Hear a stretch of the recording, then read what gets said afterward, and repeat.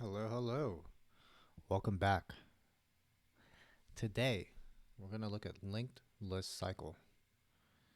This is still week 1. This is number 12. And I believe it's one of many linked list problems, middle of a linked list.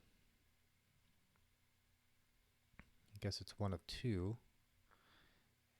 LRU cache, using the linked list as part of that solution. So it's one of 3. And often the pattern of some of these problems is that you're going to use the linked list and you're going to have it traversed with more than one pointer. So let's read this and get some intuition. Given head, the head of a linked list, determine if the linked list has a cycle in it. There's a cycle in the linked list if there's some node in the list that can be reached again by continuously following the next pointer. Internally, POS, I guess position, is used to denote the index of the node that tail's next pointer is connected to. Note that POS is not passed as a parameter. Return true if there's a cycle in the linked list, otherwise return false. Okay, so input head 0, 3, or 3, 2, 0, -4, POS is 1. Internally, POS is used to denote the index of the node that tail's next pointer is connected to. Okay, so this is I guess this is index 0. So you'd imagine if the 3 is index 0 and the 2 is index 1, then this is saying that POS is position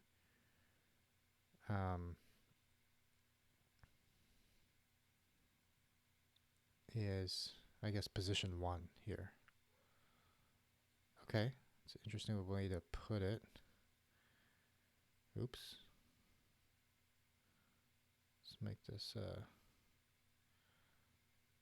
over here.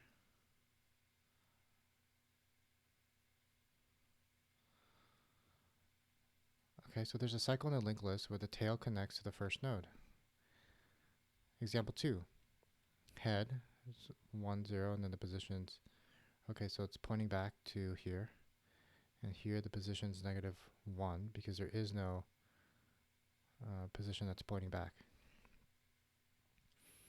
Okay, so let's think through how we could solve this. You know, if you had something like a 3, 2, and it goes back, you'd imagine that as you iterate through a linked list, so let's say this is your cur, right? Your cur is this head of the linked list that they have, and then while cur dot next is not none, then you can do something, right? And then cur equals cur dot next, right? And this is your iteration typically. So start at this 3. This is not, obviously you're pointing this way. So this is not none. You move over. You can still point. You can still point. You can still point. And actually, you don't know that this is a cycle. This node will have a dot next, but it will be pointing here, right? So if you have this linked list iteration that you typically do, you're actually just going to continue on forever in this infinite loop, right? And the question is, how do we detect that this is happening, right? One thing we could do is just mark these, right? So if these are mutable, you could say something like, I visited this, I visited this, I visit this, I visited this as you're visiting.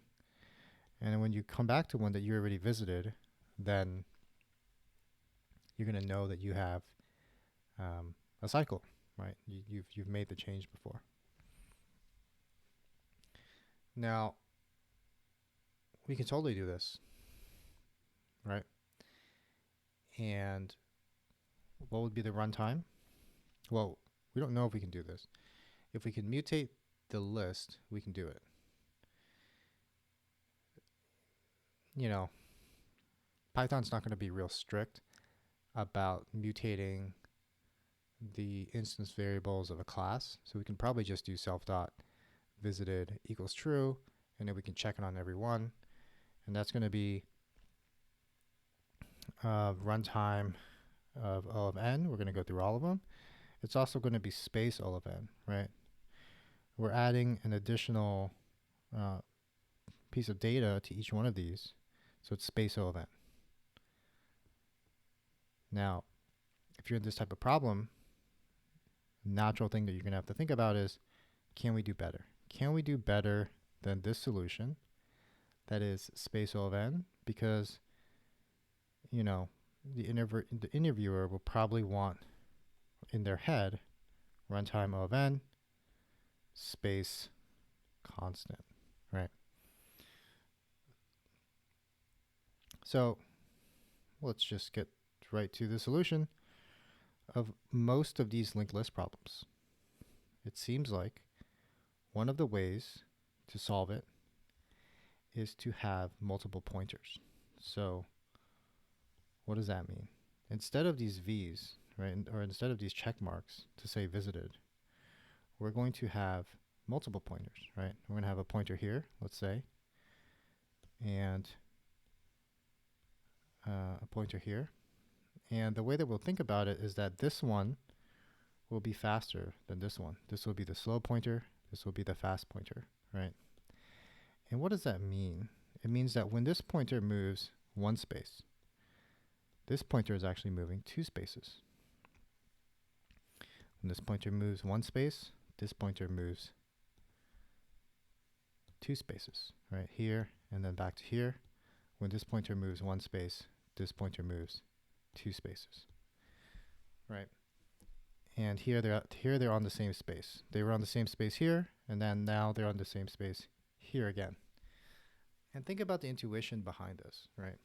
Let's say there's a number of nodes in this linked list, and here it's 4, right? If you have a slow and a fast one, then in one time step, let's say T1, T2, T3, T4, what position is this going to be in? Well, it starts, let's say T0, right? It starts at 0.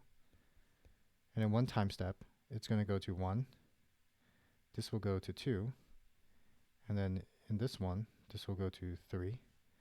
This will go to, if you're doing index 1, 2, 3, 0, 1, 2, 3,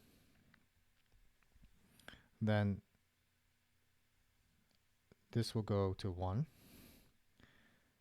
And then, wait, this is wrong. On time test 2, slow goes 1 by 1, right? It actually doesn't ever get to T4, but this goes from 2, goes back to 1, and then the third one, they both end up on 3, right? So no matter how large this is, right? Let's say this is nodes 1000, right? Slow and fast, it's eventually going to get at some point, right? If this linked list is the worst case, right? In the worst case, in the biggest cycle is going to get all the way to the end, and it's going to take T of 999 to get to that last one.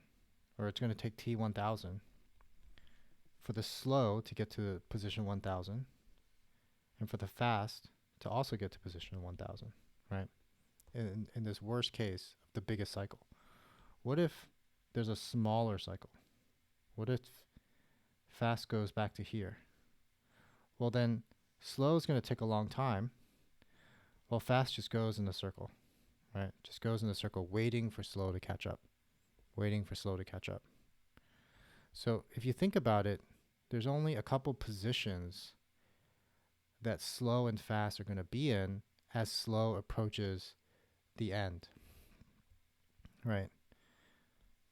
And these are the two positions, really, right? If you have any linked lists and slow is going towards fast, then slow is going to be either one position ahead of fast or two positions ahead of fast, right?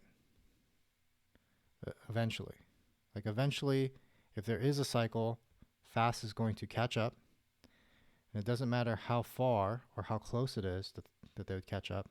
Fast is eventually going to get behind slow and start moving forward. And if there's 1,000 nodes, then at some point, when slow gets to the last part, fast will have taken 2 times more steps, but end up right on top of slow, right?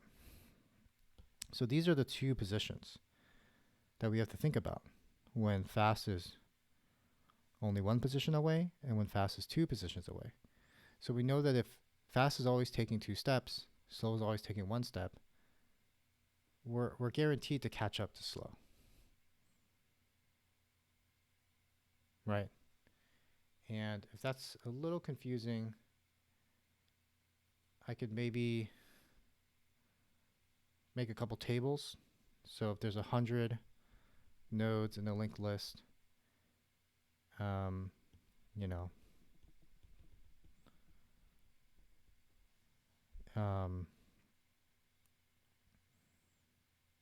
in the worst case, the last node points all the way back to the beginning node, right?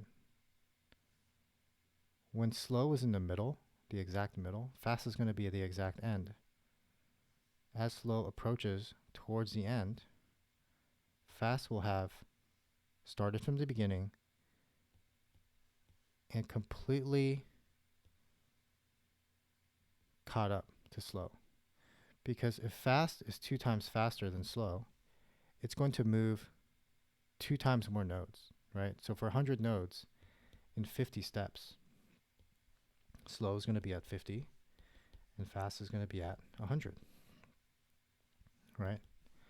Plus another 50 steps, slow is going to be at 100 and fast is actually going to go all the way back to 100, right? And this is for the even case, if there's even numbers. But let's say it's odd numbers, 99 nodes. When does fast catch up?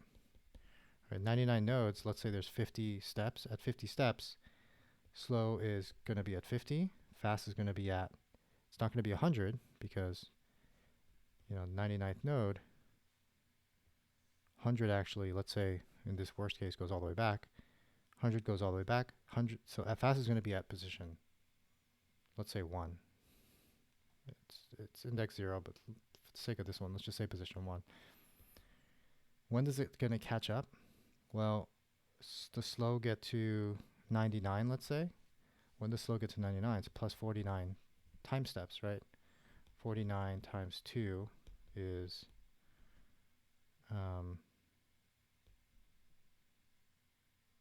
98. 98 plus this, it's going to meet slow at 99. So,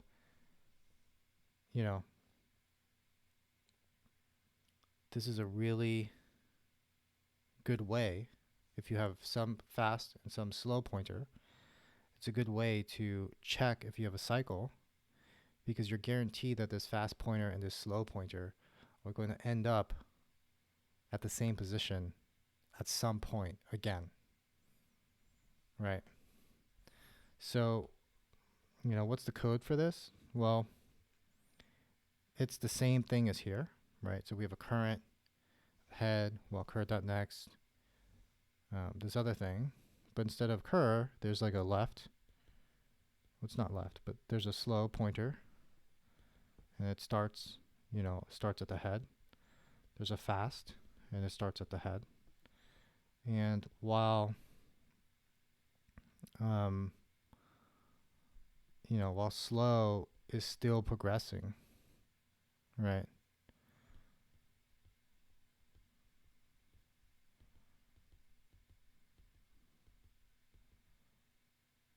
So while slow is, so like if there is no cycle, there's a horribly drawn linked list, but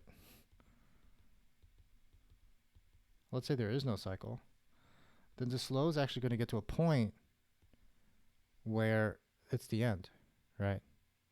The fast will get there first. Fast will get there, and it's going to be none. But slow will also get there, and it's going to be a point where it's going to be none, right?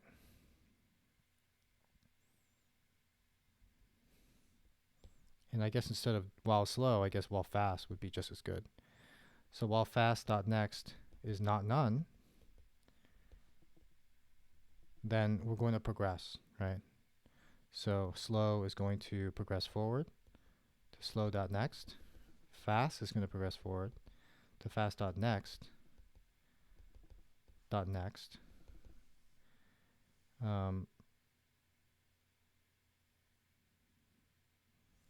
And if slow and fast are on the same position, so I guess if slow double equals fast, then we know that this has a cycle.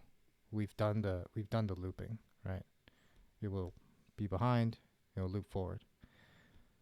In the beginning, it's going to be equal, but we're going to progress them before we do this check. So if a double equals fast, then what are we supposed to return? I guess we just return true. So we return true out of the function. And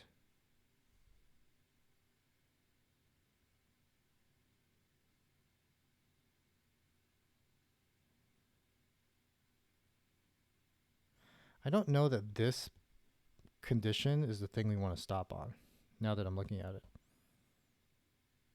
Because if there's a cycle, this will never stop, right?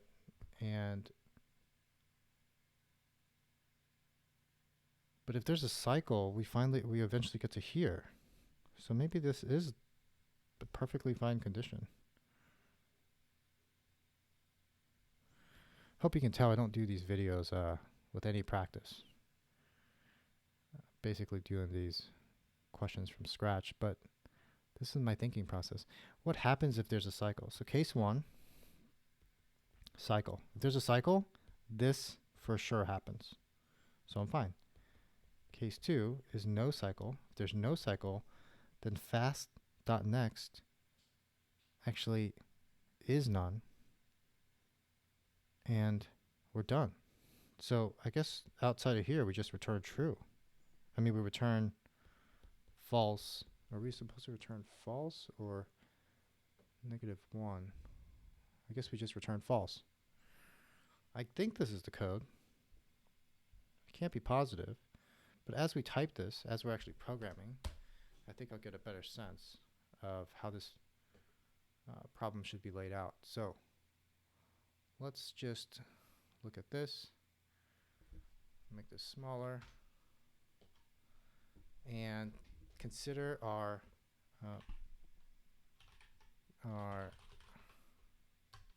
problem here. So we initialize something, we do a while loop here, we move slow and fast, right? We do a check, and then we return a default value, right? And this would be our code, and this, I hope you see, aligns with this initialization, this while loop, this move, this check, and this return of a default value. Right. So slow equals head, fast equals head. And I guess you can do some optimizations here if it's, if there actually is no head, then we just return false out of here. And let's just end it at that. So we have a while loop, and we want to, exit at a certain spot, and I believe this exit will indicate whether or not there is not a cycle, right? So if there's no cycle, then fast.next will eventually be none. And fast.next will get there before slow, so we might as well use fast.next. Okay, so while fast.next is not none, we're going to move the slow. So slow equals slow.next, fast equals fast.next, .next. And then we do a check. If slow double equals fast, we return true. And I guess we return false here. So let's think about what could possibly break our case, right?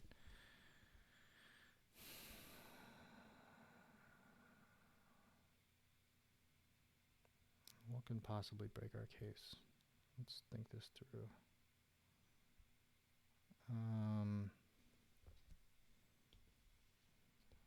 Let's say there is a fast here and a slow here, and the cycle goes to here, right? So slow goes up 1, fast goes up 2, and we're back to here. Okay, so that would be a super easy case. Let's see what happens when this goes to here. Slow goes up 1, fast goes up 2, so we're at here. Slow goes up 1, fast goes up 2, we're back to here. So it solves it. Okay, well, I mean, I think that's the only two cases there are. Let's run this and see how it goes.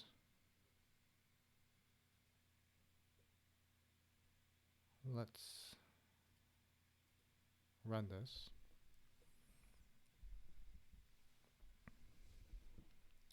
All right, first error.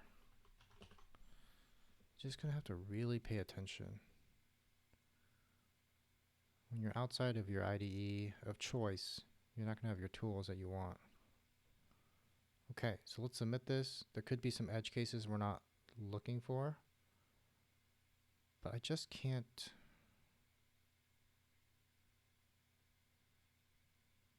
really think those through right now.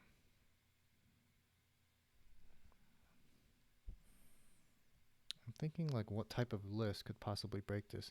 You know, even if we pass the Leetcode tests, there's a possibility that there are other tests. Attribute none type has no attribute next, while fast.next is not none. Aha!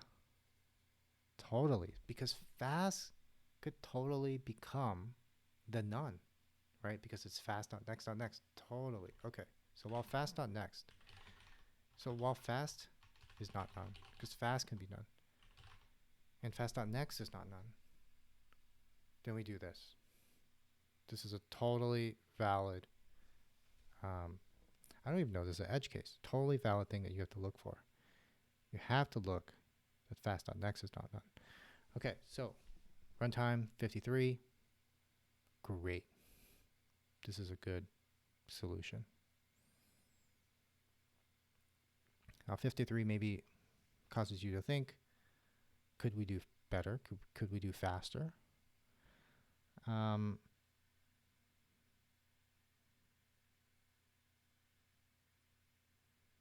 Possibly, right? I guess it depends how fast you want to go.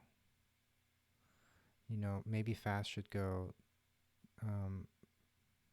3 steps, 4 steps even. Right? Like maybe getting to the end of it is what's causing this to be slower. And maybe we have to look at the test cases to really, well, we don't have access to the test cases. But anyway, you can think of optimizations by maybe making fast go faster. You can think of optimization by maybe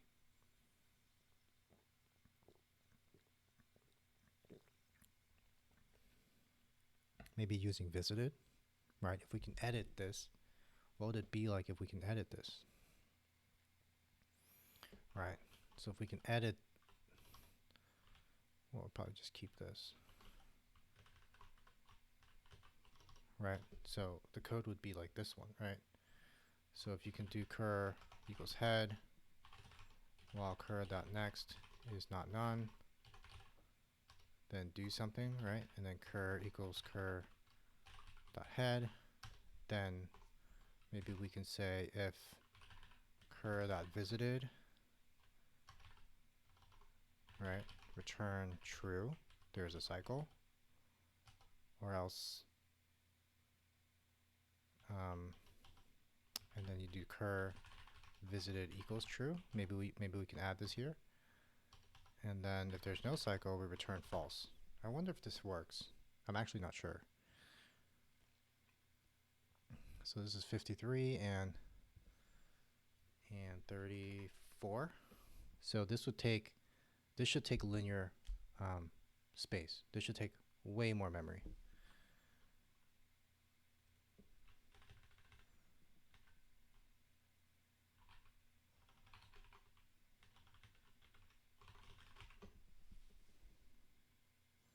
And in other languages, this actually wouldn't be allowed. It might not even be allowed here. List attribute. Oh, interesting. So,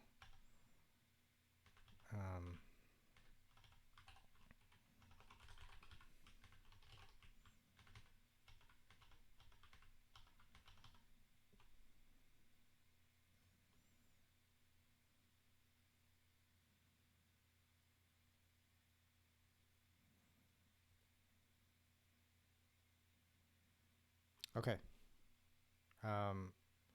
We'd have to do something a little bit hacky. We'd have to convert this list node into a dictionary. I think this would probably be against whatever your interviewer wants. But,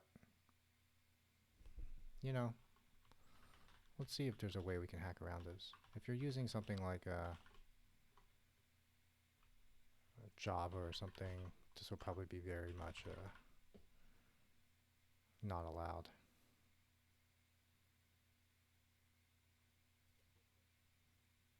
Okay, I'm going to try one more thing and end the video if it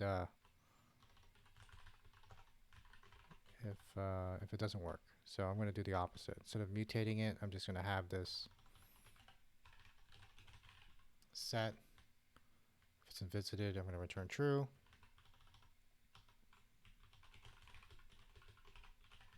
I'm going to add it to visited. And then I'm going to progress the iteration.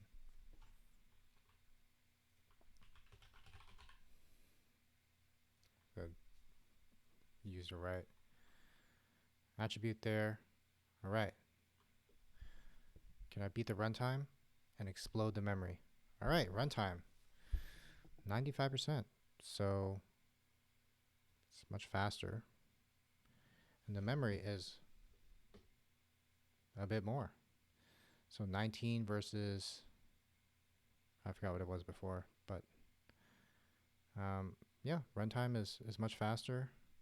Instead of having a slow and a fast, I just do a straight iteration, right, through the whole thing. Awesome. Well, thank you for exploring two different solutions with me. I'm happy this one worked.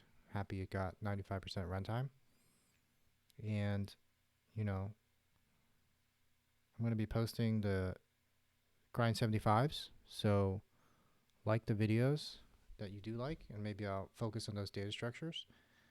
And I'll see you next time. Thanks.